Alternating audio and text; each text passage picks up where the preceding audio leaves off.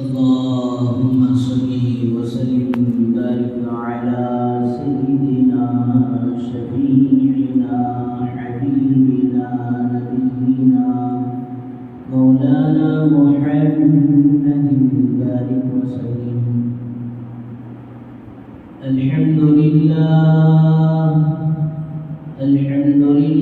نحمده ونستعينه ونستغفره ونؤمن به ونتوكل عليه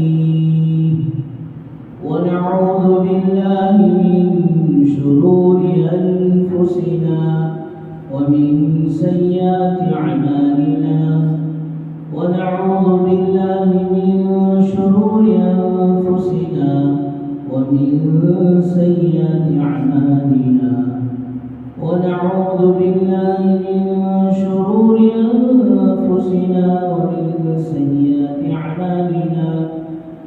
من يهده الله فلا مضل له ومن يضلله فلا هادي له ونشهد أن لا إله إلا الله وحده لا شريك له ونشهد أن سيدنا وسندنا مولانا محمدا عبده ورسوله. أما بعد فأعوذ بالله من الشيطان الرجيم. بسم الله الرحمن الرحيم. إذ قال له ربه أسلم قال أسلمت لرب العالمين. وقال تعالى في مقام آخر فلما أسلما وتله للجبين وناديناه أن يا إبراهيم. صدق الله العليم. رب اشرح لي صدري ويسر لي أمري واحلل عقدة من لساني يفقهوا قولي. اللهم صل على سيدنا محمد وعلى آل سيدنا محمد بارك وسلم في كلام أولنا. اللهم صل على سيدنا محمد وعلى آل سيدنا محمد بارك وسلم في أوسط كلامنا. اللهم صل على سيدنا محمد وعلى آل سيدنا محمد بارك وسلم في آخر كلامنا. बुजुर्गान मोहतरम व मुअज़्ज़ज़ साक़ीन किराम, अल्लाह जल्ल जलालुहु अम्मा नवालुहु का एहसान करम फज़ल हुआ कि अल्लाह तबारक व तआला ने हम सबको अपने घर तक आने की तौफीक नसीब फरमाई और कुछ दीन की बातें कहने और सुनने की तौफीक व सआदत नसीब फरमाई। दरूद व सलाम नाज़िल हो आक़ाए मदनी ताजदार मदीना अहमद मुज्तबा मुहम्मद मुस्तफ़ा वजह कायनात काली कमली वाले आका रहमतुल आलमीन सरवरे कौनैन मुहम्मद अरबी सल्लल्लाहु अलैहि वसल्लम के दाद आली पर। बुजुर्गान मोहतरम, अल्हम्दुलिल्लाह ईद उल अज़हा आफियत सुकून के साथ अल्लाह तबारक व तआला ने हम सबको अदा करने की और अपने हुजूर कुर्बानियाँ पेश करने की सआदत से मालामाल फरमाया। दुआ फरमाए مسلمہ کی دی ہوئی سب قربانیوں کو اپنے یہاں شرف قبولیت سے مالا مال فرمائے، اور قربانی کے جو کچھ اثرات و برکات اجر ہیں اللہ تعالیٰ ہم سب کو مرحمت فرمائے۔ بزرگان محترم، بڑے افسوس کے ساتھ یہ کہنا پڑتا ہے کہ رمضان المبارک کا مہینہ گزرنے کے بعد اور اسی طرح عید الاضحیٰ کی عید گزرنے کے بعد ہمارے ایمان اور اعمال میں اور زیادہ جذبہ و جوش آنے کے بجائے ہمارے ایمان اور اعمال میں اور بڑھوتری آنے کے بجائے دیکھنے میں یہ بات ملتی ہے کہ عام طور پر رمضان کے بعد اور پھر عید الاضحیٰ کے بعد گویا مسجدیں خالی خالی نظر آتی ہیں۔ بات کیا ہے، وجہ کیا ہے؟ نہیں، حضرت رمضان میں عبادت کر کر تھک گئے، اور رمضان میں تو تھکے تھے، تاخراتوں میں جا کے اب بقرعید میں کیا ہوا، قربانی دیتے دیتے تھک گئے۔ اللہ حفاظت فرمائے۔ حاجی کا عمل جو حضرات ماشاءاللہ حج کیے ہیں وہ اچھی طرح جانتے ہیں کہ کیسے حج کے 5 دن بالخصوص بھاگم بھاگ اور باغ دوڑ ہوتی ہے کہ اپنی قیامگاہ سے نکل کر مینا کے لیے جانا، بس آ رہی ہے، انتظار میں 1.5-2 گھنٹے گزر جاتے ہیں، نہ سو سکتے ہیں نہ جا سکتے ہیں، اور پھر ماشاءاللہ بس میں سوار ہو کر گئے، جاتے جاتے رات کے 1-2-3 بھی بج گئے، بولنے نہیں ہوتا، اور پھر مینا کا ماشاءاللہ وہ مقام استنجا بیت الخلا جانے کے لیے کیوں لگانا پڑتا ہے، گرمی کا موسم، کھانے ہمارے مزاج کے نہیں، سب برداشت کرتا ہے، اور پھر وہاں سے 1 دن گزرنے کے بعد پھر عرفات کی روانگی۔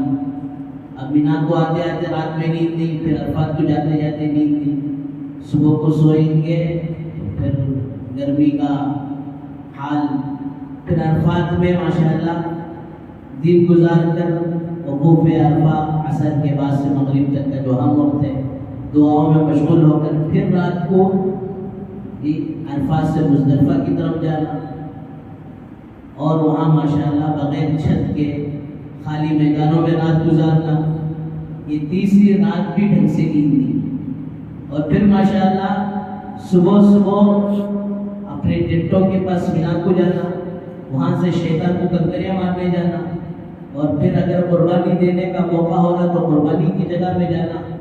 بہرحال کپڑا دھونے کے بعد جس طرح نچوڑتے ہیں، اس طرح ان 5 دنوں میں اللہ تعالیٰ حاجی کو نچوڑ دیتا ہے، بڑا قربانی کا وقت گزرتا ہے، لیکن یہ سب کچھ کرنے کے باوجود حکم یہ نہیں ملتا کہ میرے بندو ماشاءاللہ گناہوں سے تمہیں پاک صاف ہو گئے، 3 دن فل رش کر لیو، اب نماز بھی نہ کو، کیا بھی نہ کو، نہیں ہے، بلکہ دوستوں قرآن کہتا ہے وَإِذَا قَضَيْتُم مَّنَاسِكَكُمْ فَاذْكُرُوا اللَّهَ كَذِكْرِكُمْ آبَاءَكُمْ أَوْ أَشَدَّ ذِكْرًا۔ یہ 5 دن تھکے ماندے گزارنے کے بعد اللہ کی طرف سے حکم ہو رہا ہے، جب حج کے مناسک، حج کے ارکان میرے بندو تمہارے پورے ہو چکے ہیں تو پھر سے اللہ کے ذکر میں لگ جاؤ۔ کب تک کرنا ہے؟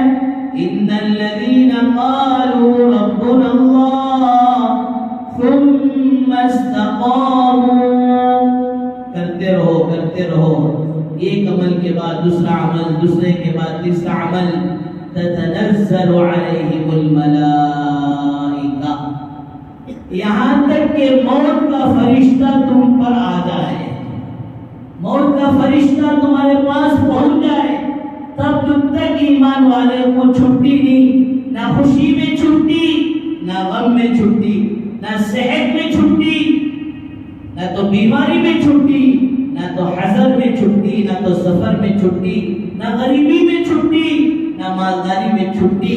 دوستو عمل سے ایمان والے کو کبھی بھی چھٹی نہیں مل سکتی۔ ہاں جب موت کا فرشتہ آ جائے گا اب اس کے بعد دوستو چھٹی ہی چھٹی ہے۔ ایک سبحان اللہ تم سے اب نہیں کہا جائے گا، ایک الحمدللہ تم سے نہیں کہا جائے گا، 2 رکعت نفل اب نہیں، ذکر و اذکار اب نہیں، روزہ اب نہیں، قربانی اب نہیں، حج اب نہیں، عمرہ اب نہیں۔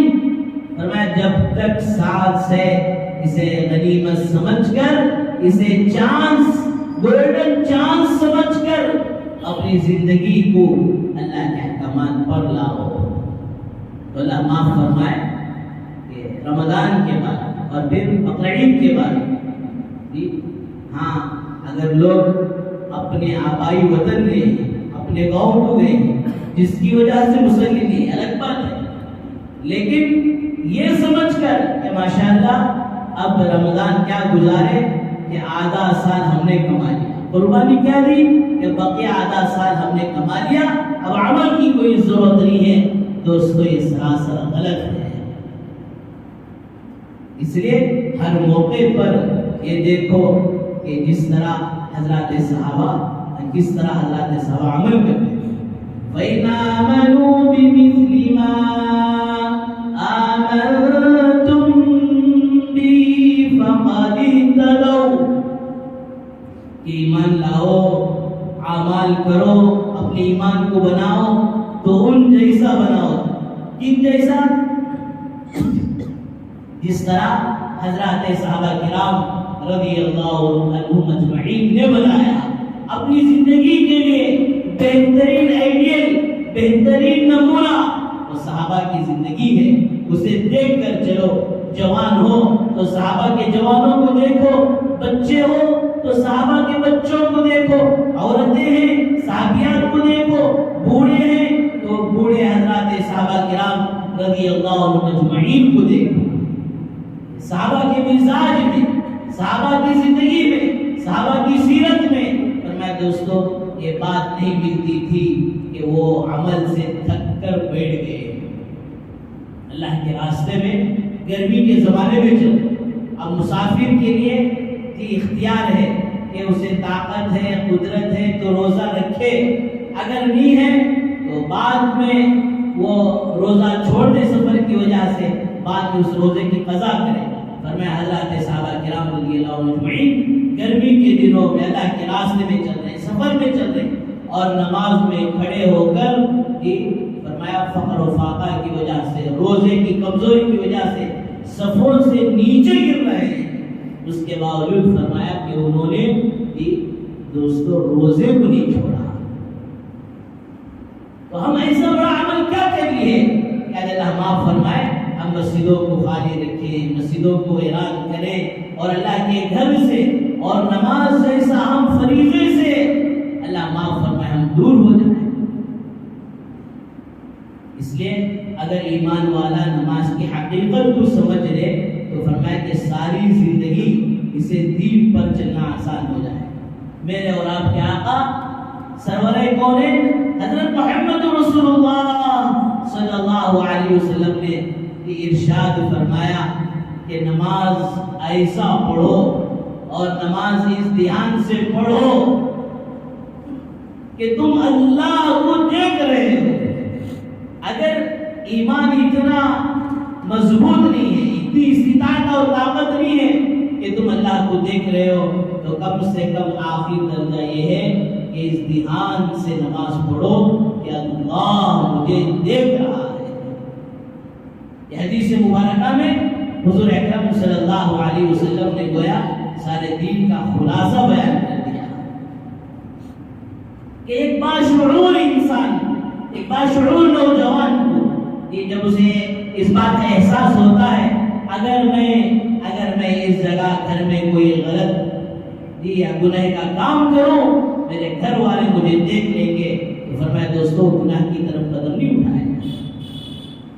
مدرسے میں ایک طالب علم کے ذہن میں بات آ جائے کہ میرے اس غلط حرکت کو میرے استاد مجھے دیکھیں گے، تو فرمایا وہ دوستو اس غلط کام کی طرف قدم نہیں بڑھائے گا۔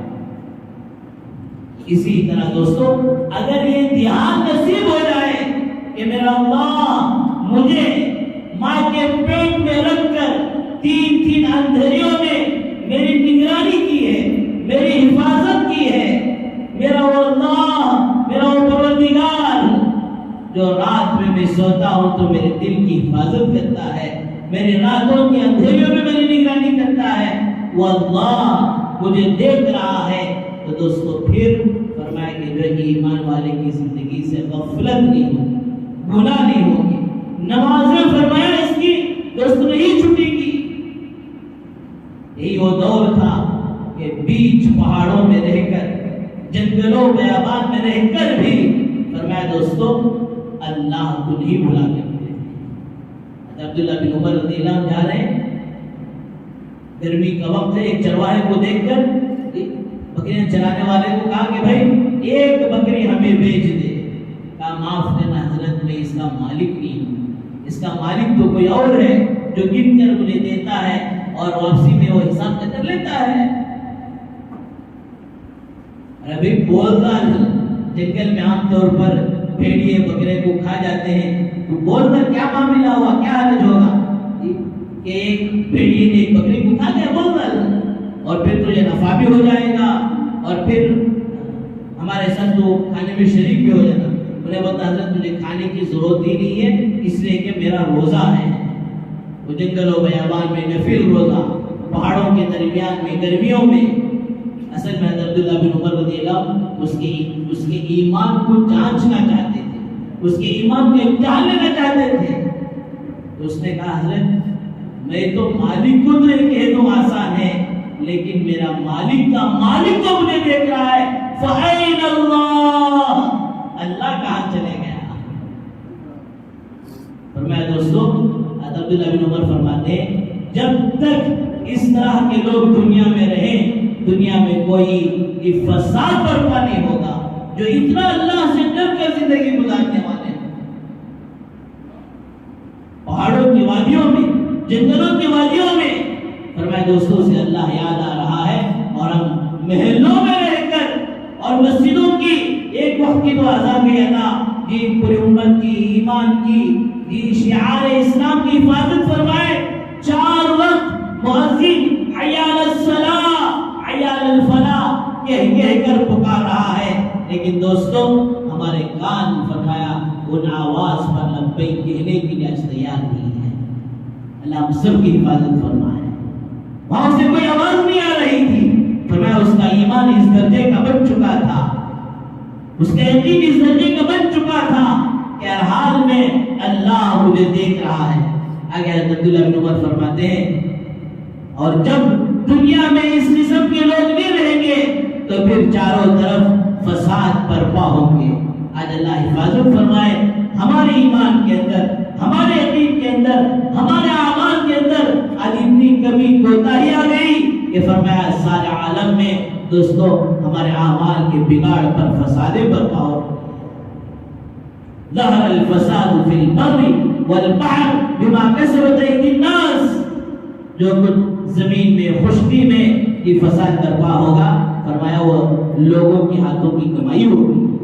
اسی کو سرکار دو عالم صلی اللہ علیہ وسلم نے معراج کے موقع پر یہ دیکھا کہ کوئی چیز زمین سے آسمان کی طرف جا رہی ہے اور آسمان سے زمین کی طرف آ رہی ہے۔ جبرائیل سے پوچھنے پر جبرائیل کہتے ہیں یا رسول اللہ آپ کے امت کے اعمال ہیں، جیسے جیسے اعمال آسمانوں پر جائیں گے آسمانوں سے فیصلے وہی اسی طرح کے نیچے اتریں گے۔ بہرحال میرے بزرگوں دوستوں کہ رمضان گزرنے کے بعد، بقرعید گزرنے کے بعد مسجدیں خالی ہونا، نمازوں سے دور ہونا، کس نے معاف کرایا ہے اور کس نے معافی کا حکم دیا ہے؟ کہاں سے ہمارے سمجھ میں آ گیا کہ اللہ حفاظت فرمائے کہ رمضان اور بقرعید کے بعد جو ہے مسجدوں سے دور ہو جائے، نمازوں سے دور ہو جائے. فرمایا کہ جو ہے کسی بھی حال میں یہ اللہ کا فریضہ نماز دوستوں معاف ہو ہی نہیں سکتا. صرف عورتوں کے مخصوص ایام میں فرمایا وہ چھوٹ ہے، اور اس کے علاوہ کبھی کسی کو نہ بیماری کی حالت میں اور نہ صحت کی حالت میں نہ سفر کی حالت میں فرمایا کسی طرح کے موقع پر دوستوں نماز معاف نہیں ہو سکتی.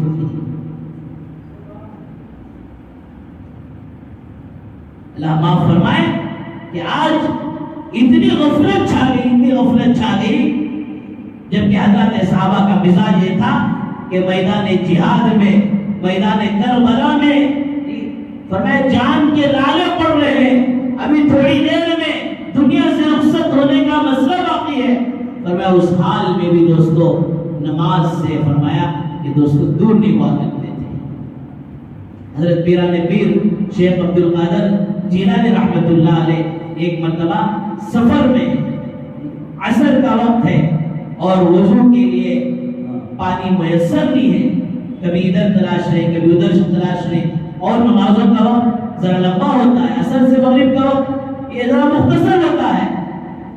جب ادھر ادھر دوڑ لگائے تو فرمایا لکھا ہے کہ کوئی نور کی شکل میں، روشنی کی شکل میں سامنے کوئی چیز نمودار ہو رہی ہے اور اس میں سے آواز آ رہی ہے، وہ عبد القادر جیلانی تیرا نماز کے لیے اور اس نماز کے وضو کے لیے تڑپنا، بے قرار ہونا اور بے چین ہونا آج ہمیں اتنا پسند آ گیا، اتنا پسند آ گیا، جہاں آج کی عصر کی نماز ہم نے تیری معاف کر دی.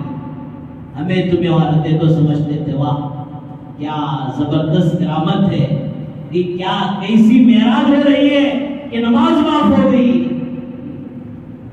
لیکن میرے بزرگوں دوستوں، جنہوں نے ایمان پر محنت کی، توحید پر محنت کی، اللہ کی معرفت انہیں حاصل تھی، اور میں فوراً سمجھ گئے یہ روشنی کی شکل میں شیطان آ کر اصل میں دھوکہ دے رہا ہے.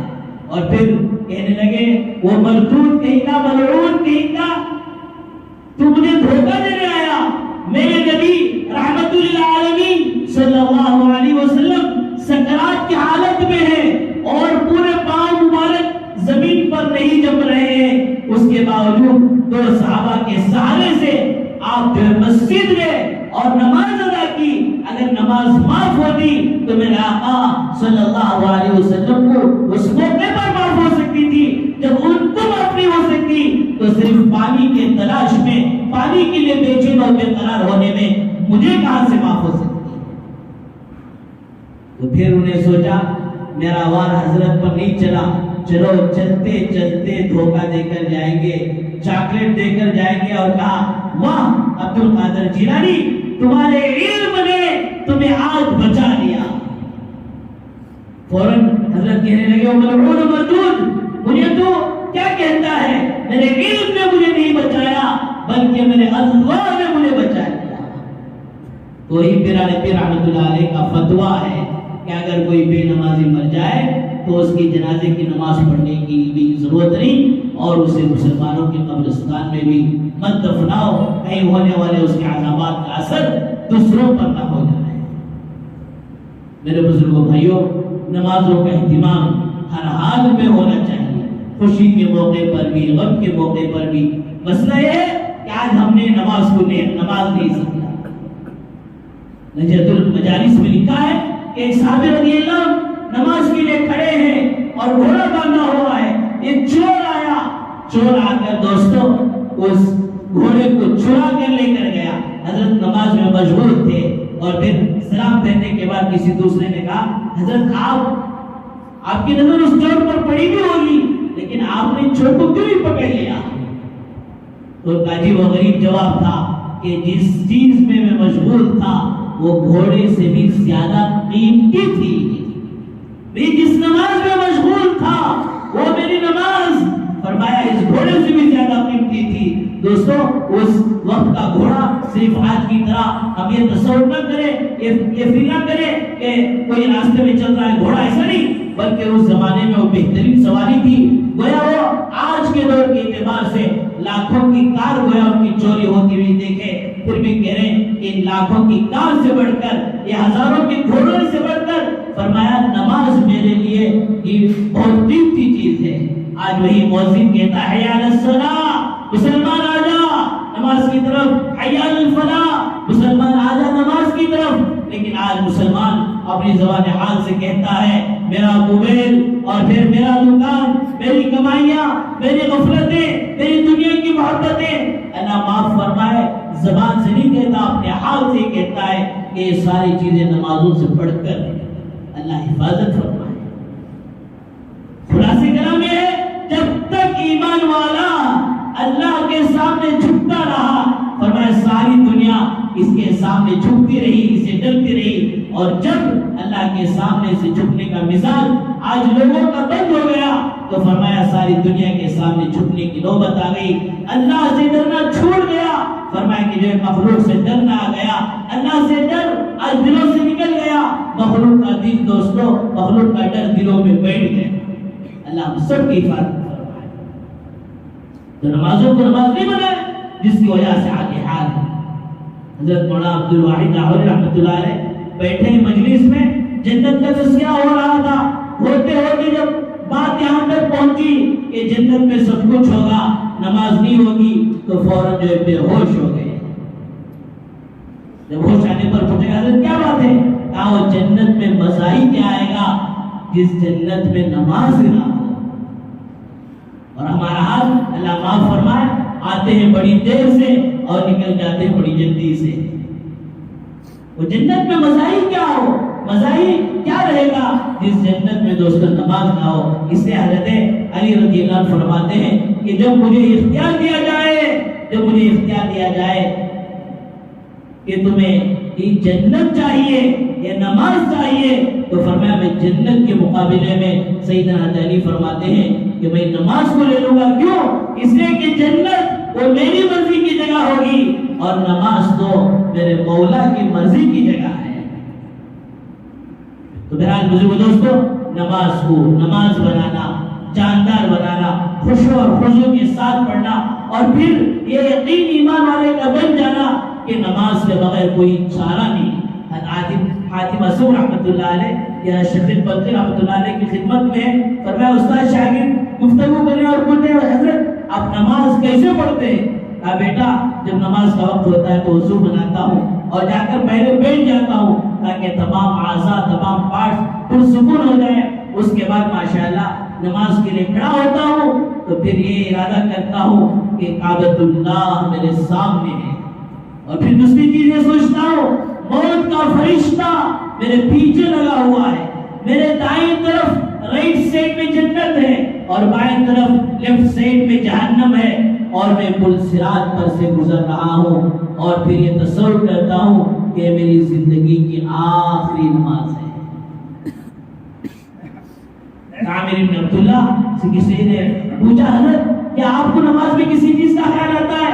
ہاں بھائی اس بات کا خیال آتا ہے کہ میری دائیں طرف جنت ہے، بائیں طرف دوزخ ہے، پتہ نہیں میں انتقال ہوا تو جنت میں جاؤں گا یا جہنم میں جاؤں گا.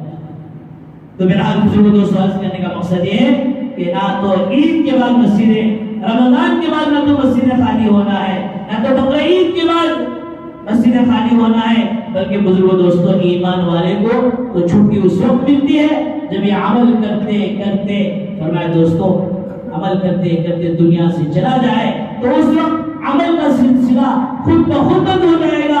اس سے پہلے کسی بھی موقع پر جا کر کسی بھی بڑے عمل کے بعد فرمایا ایمان والے کو چھٹی نہیں مل سکتی. تو بہرحال ہم نے ابھی قربانی دے کر ایک ہفتہ نہیں گزرا. حضرت ابراہیم علیہ السلام کے بارے میں اللہ تبارک و تعالیٰ نے سورہ بقرہ میں فرمایا اذ قال له ربه اسلم، جب ہم نے اپنے ابراہیم سے کہا اے ابراہیم تم تسلیم کر لو، کیا مطلب سرنڈر ہو جاؤ، مان لو، اطاعت کر لو، تو فرمایا بغیر کسی چور و چرا کی.